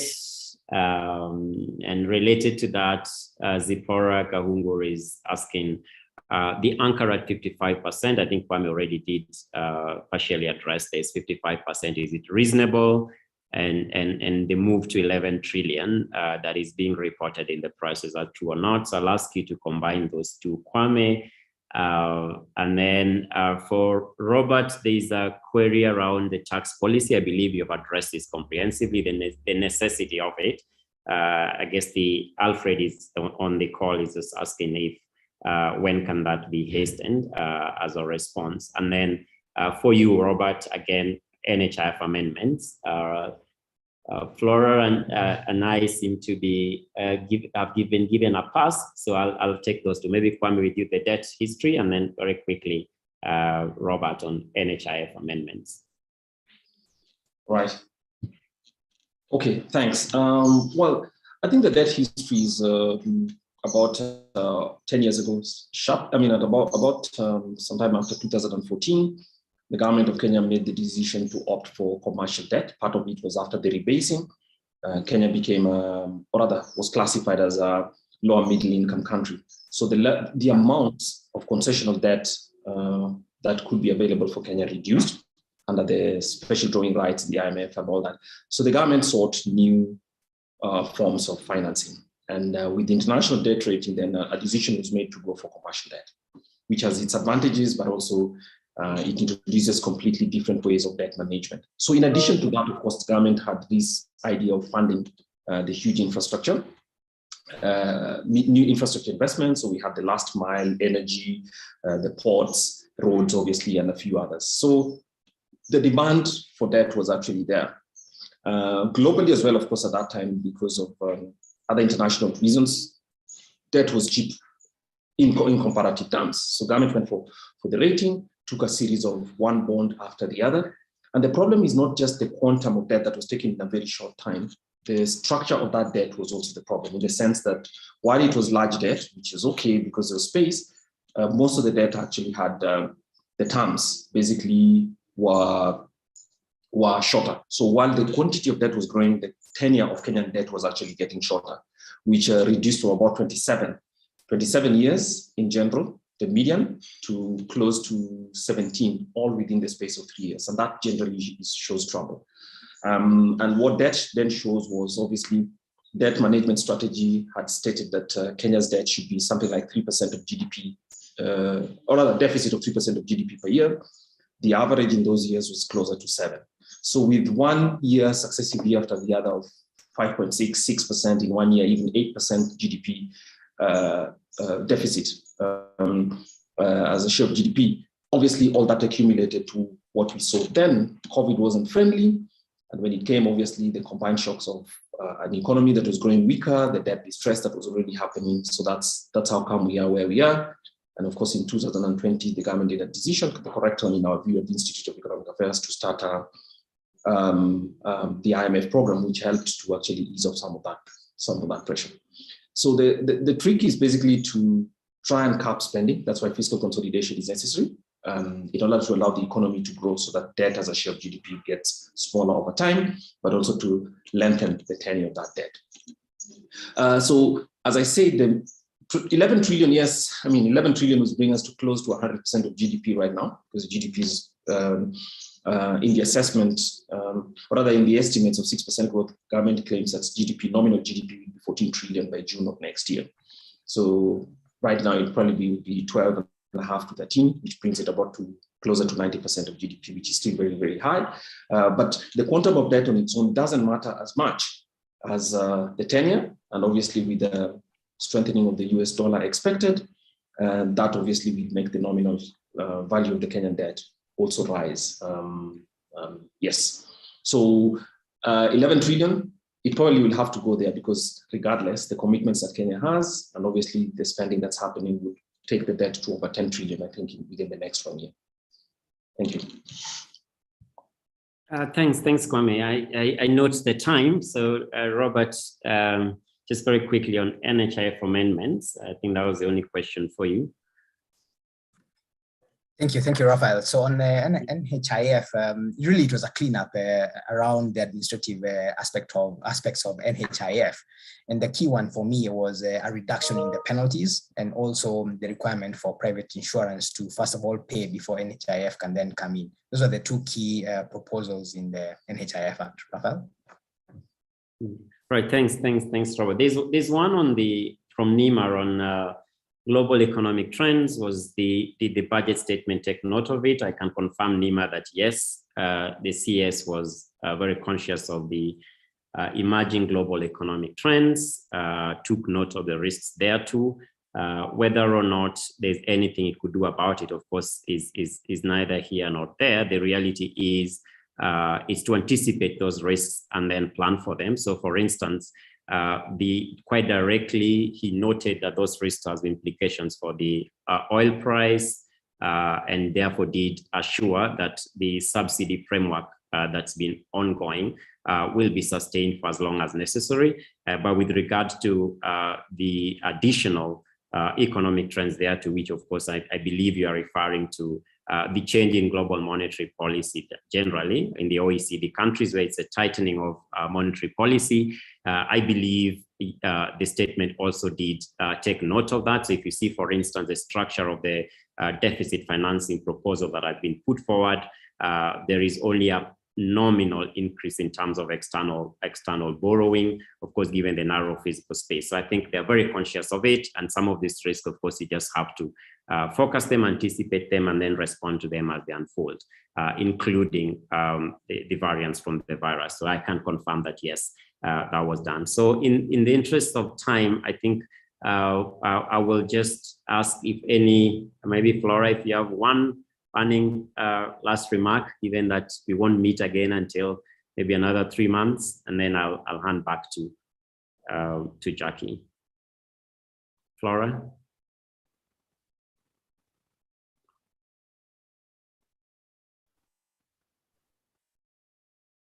Okay, maybe Flora is... Sorry. Are you asking for like parting remarks? Yeah, parting shots. Yeah, parting shot. I'm conscious of the time, so I just said some parting shot from you. Yeah. I think for us, the principle remains just, hello? Yes, I can hear you. Hello? Yes. Hello? Yes, you're clear. Hello? Laura, we can hear you. Are you able to hear us? Okay. Yes, I can hear you. So I'm saying for us, I think the principle remains, we just wish the government will continue to widen the tax base, because this is what will take away a lot of pressure on the few formal companies. So we need to continue to formalize the informal, deal with their challenges, because they feel when they formalize, then they come and they get a myriad of from taxes to compliance issues. So that is a big area that I think is going to be very important. I think tax policy, so that we have the stability that we require. I think enough has been said about that. And the other one is just to make sure that we release payments. It is important to get money circulating in the economy so that we are able to get the growth that we are looking for. Of course, we are cognizant of the debt ceiling, the ceiling that we are heading towards. So I think creativity is going to be very much required. Otherwise, I think those are the few remarks I have, and thank you very much for having me on the panel. Thank you so much, Flora, for joining us. Thank you, our panelists. Kwame, your valuable contribution as always, and Robert, your inaugural. You did not disappoint. Thank you very much for showing up. I hand back to Jackie. Thanks.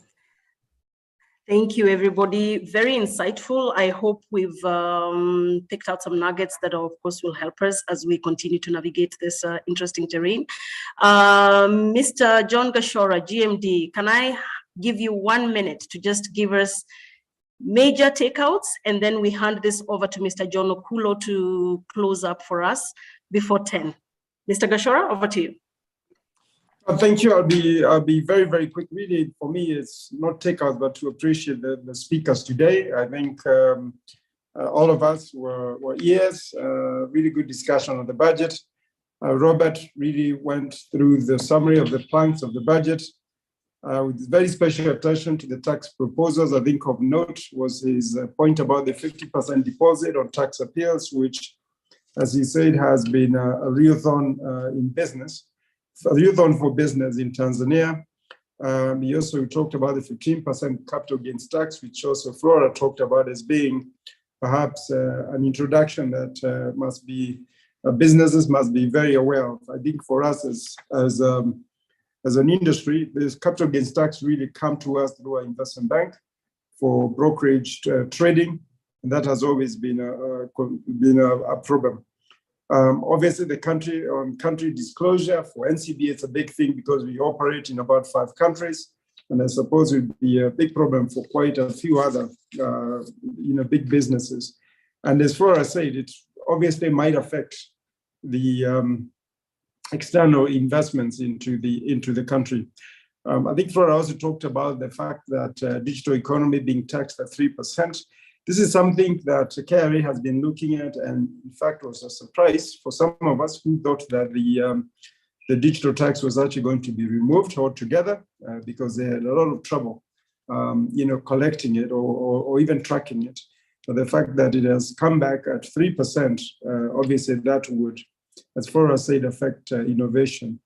I think Flora summed it well when she said this is a budget that must be viewed from all angles: risk, fairness, and predictability. Kwame, as always, give us a good in-depth view of the overall economy in the light of the budget. I think my takeaway from Kwame was his view that obviously the revenue projections are very aggressive and very optimistic, given the, the growth projections as well being very optimistic. He talked about the public finance stability being a key focus for the new government that comes in. Then we heard from Stephen, who read the statement from CAS, walking through some of the views from the ministry and the support that the ministry is giving, or the government is giving, towards the Big Four and other areas of development. So really for me, Jackie, is to thank all the speakers today. Also, I want to thank Raphael for his work. And now back over to you, Jackie. Thank you so much. Mr. John Okulo, take us home. Okay, thank you, Jackie. I'll do just that. Mine is to give a vote of thanks, and I will not repeat everything that has been said. I think my group MD, John Gashora, has summarized the discussions extremely well. Very, very strong gratitude to Mr. Stephen Odua for coming through and representing the CAS. Thank you, Stephen. Your comments were very well received, and you brought in the public sector view, the role that government has in providing public and social services, and having to create a balance between delivering social services and also ensuring that the private sector can flourish and investments can be encouraged. I'd like to thank all our customers who've been with us for the last 2 hours. We don't take your time for granted. We don't take your custom for granted. And I'd also like to thank our staff members who've also been listening in here. A very big thank you to our panelists, Flora Mutai, Robert Wariru, and Kwame Owino. Your expertise, your knowledge is really invaluable, and we learn a lot every time we listen to you. And especially today, we've understood the new proposals in the tax bill. I think, Kwame, you've brought in the angle of, how challenging it can become for the private sector if we overtax it. And Flora, of course, you spoke about the need to broaden the tax base. John Gashora, thank you very much for your leadership. Raphael Lagung, thank you for driving all this engagement. I'd like to just spend 30 seconds, if you'll allow me to refer to one of the slides that Raphael had, because I believe that this does capture a lot of the discussions. And Raphael mentioned that there were 6 factors that could bring about uncertainty in the economy and in our respective businesses. There are the supply chain disruptions, which will naturally lead to inflation and increase in the cost of inputs. There are the high commodity prices, food and fuel. We've seen the impact of that in our businesses and in our personal lives. There's climate change. We're seeing that with respect to the delayed rain and the impact that it will have on agriculture produce. There's the risks of new waves of COVID-19. And Mr. Stephen Odua mentioned that a new variant has been discovered in Botswana.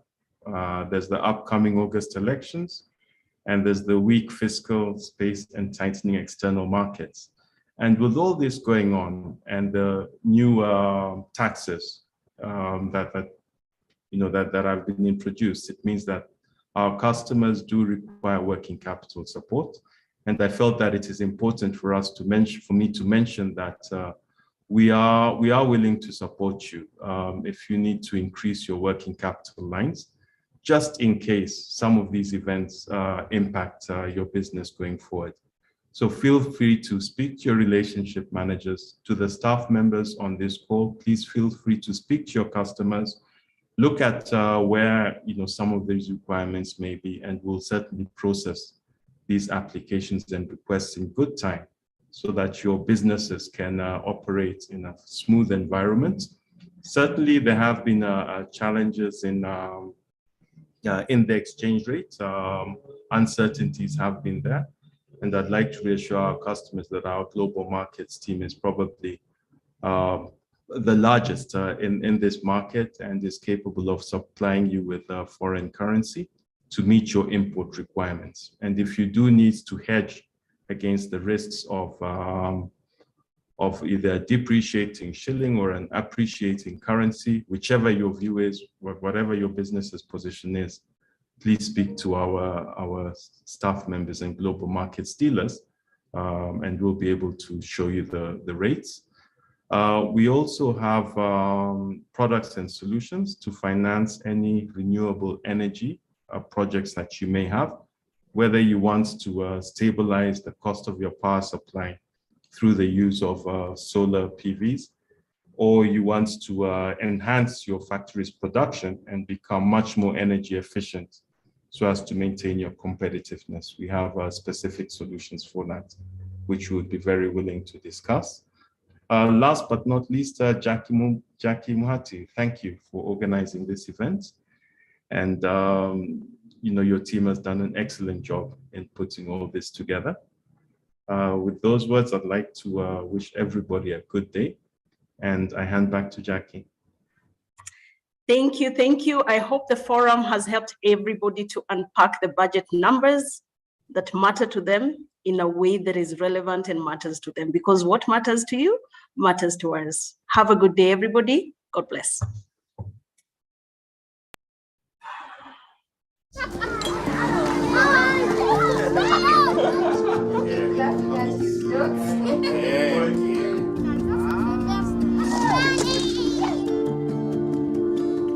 Happy birthday to How are you? Fine. What are you doing? Candace, what's that? I brought you a small bonus. Bonus for what? Daddy said you helped us get a house, a car, and mommy's business. But I only helped them get the loans. You did more than that. You got us 299 family dinners, 64 kisses on the cheek, 12 road trips to see grandma, 42 jokes from daddy, 49 laughs from mommy. In over 60 years of dealing with numbers, we've learned that the numbers that matter the most to you are the ones that matter the most to us. NCBA Bank. Go for it.